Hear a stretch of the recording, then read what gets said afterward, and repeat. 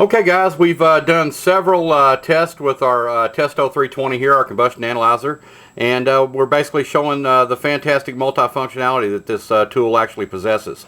And we're actually still in differential pressure mode here. And what we're actually going to do today, guys, is we're going to do a little static. And what I've done here is I've broken out my accessory case where I store all my stuff in it, all my fittings for my Testo here. And what we've done is we broke out our static probes here. And as you can tell in the other videos, I've actually outfitted my Testo here to where I have like specific pressure hose to do my pressure switch. I have specific hose to do my gas valve, and now I've actually outfitted my static probes here with just a couple of real short pieces of silicone. And basically what we're going to do to utilize these is we're actually going to take our silicone tubing coming directly off the bottom of our Testo here where our static probe is, and all this is going to be is just merely inserting this in here, and we're ready to rock. So I've got that one, and we're going to come off of our second port here, our differential port. And we're going to just go ahead and push it in this one. And this stuff fits really, really tight, guys. So it's pretty much ready to rock. What I've done here, guys, is I do have the power off. But what I've actually done this time is I've jumped. I'm not jumped in the heating mode anymore. I'm actually jumped in the cooling mode. Okay.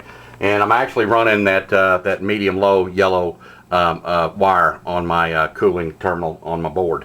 But we've already done this test several times. So basically, we know that my ductwork is pretty much pretty screwed up here. It's really not that great. And actually, I've done a load calc on my home since I've got my load calc program, and actually came to find out that my 80,000 BTU furnace here is actually grossly oversized itself. So actually what we're going to do, this is merely a demonstration, guys, okay? So what we're actually going to do is let me get set up.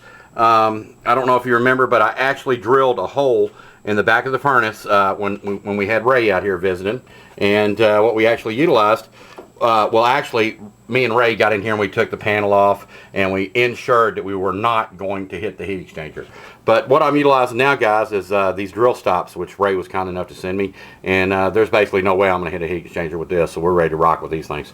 But anyway, guys, let me get set up. I'll show you what we got, and then we'll continue on with our test here real quick.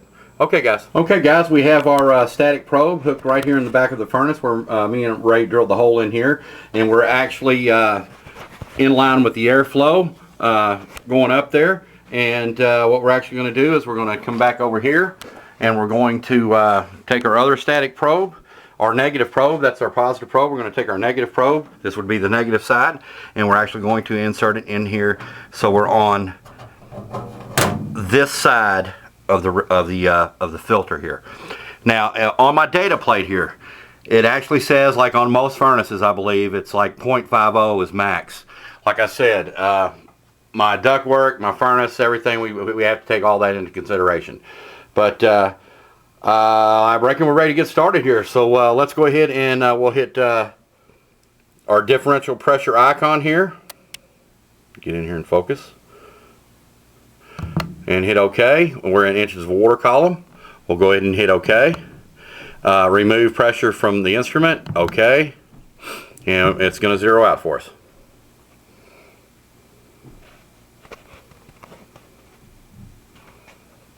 Okay, guys, I have a 2.5 ton system out back.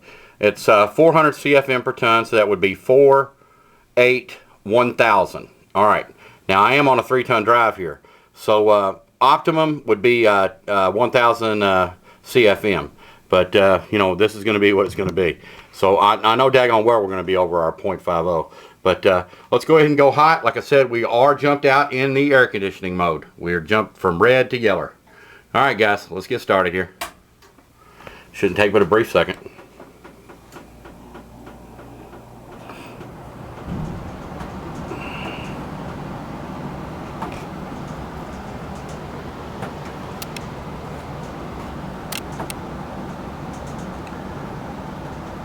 Okay guys, it's not as horrible as I thought it was going to be, but we are at 0.68. So that's going to be like in between 0.70 and 0.60. At 0.60 we're at 1,210 CFM, and at 0.70, which I think it would be closer to, would be 1,139 CFM. So that's what I'm going to call this. Once I can get everything straightened out, guys, I'll try to get my system dialed in as I possibly can.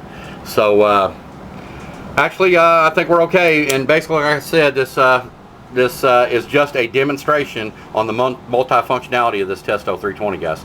So all right, I reckon let's move on to the next one. Well, oh, almost forgot. We can't forget the printing capabilities of the Testo 320 here. So what we're actually going to do is we're going to come down here to the printing icon, and we're going to go ahead and hit it, and it's going to say please wait, and here we go. We're off to the races, guys. And like right here, this one, I'll actually, you know, I've got this little gap here, and I'll write down static pressure. We got our Rochester Heating and Air, Fritz Rochester, 502-643-0220, 112, 2013, differential pressure test. We are at 0.68 inches of water column. All right, guys, there's actually another differential press we can do, test we can do. There's actually several more, but I know I'm probably boring you with this, so I'm going to do one more, and then we'll actually we'll move along, and we're actually going to do a differential temperature test, and then maybe some combustion analysis and some draft analysis. Okay, guys, thanks for watching.